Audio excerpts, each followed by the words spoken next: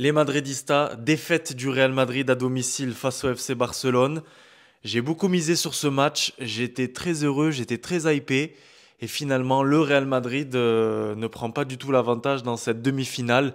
Le FC Barcelone s'impose bien 1-0 avec un but contre son camp de notre ami Eder Militao. Il y a beaucoup de choses à dire sur ce match. J'ai pas envie non plus de faire 15 minutes de débrief, mais c'est parti pour le débrief de ce Real Madrid FC Barcelone. Et lui tu nous en veux car on en fera toujours plus que toi.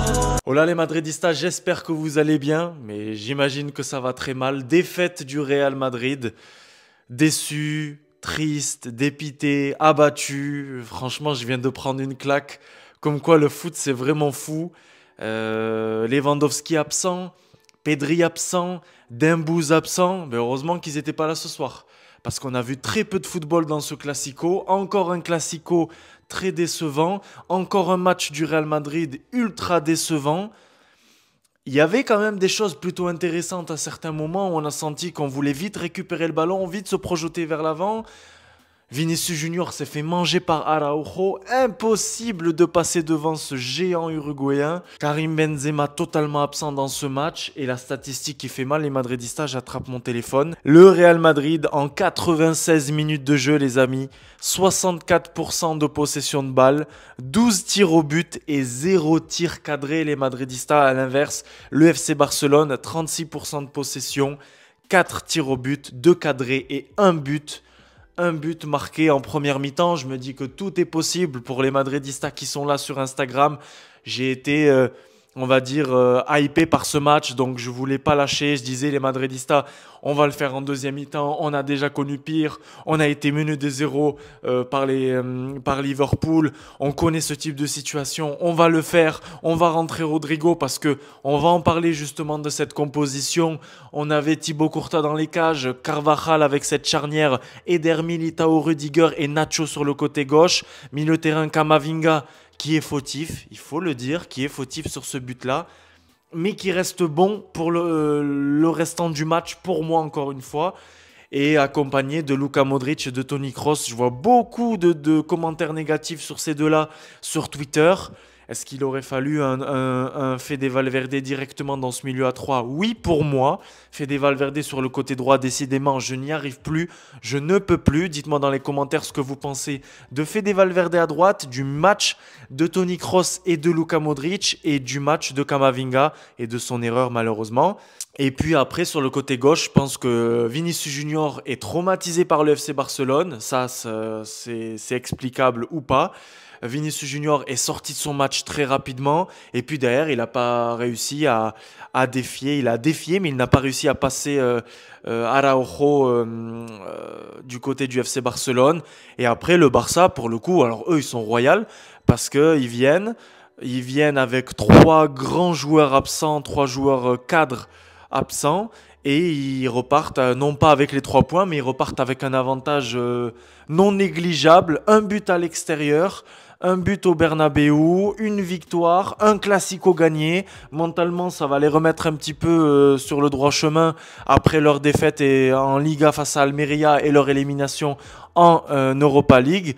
Et voilà, franchement, ce soir, je suis déçu, les Madridistas. Je suis vraiment déçu, je suis triste. C'est vraiment le mot. Je suis triste et je suis déçu. Je suis pas énervé. Mais il faut se poser les bonnes questions. Après, Rodrigo pouvait pas jouer 90 minutes, ça on le savait parce qu'il était absent depuis de nombreux jours. Il a fait que 2 entraînements, si je me trompe pas, avec le reste du groupe. Karim Benzema, introuvable. Luka Modric qui a essayé de temps en temps, mais voilà, c'est pas joyeux, c'est pas fou les Madridistas. Eder Militao qui perdait beaucoup de ballons.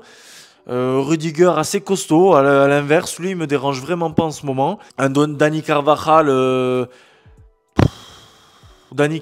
des 2-3 dernières saisons, pareil. Et toujours pas d'arrière gauche, donc on bricole. On se retrouve avec un Eduardo Camavinga, arrière gauche du Real Madrid.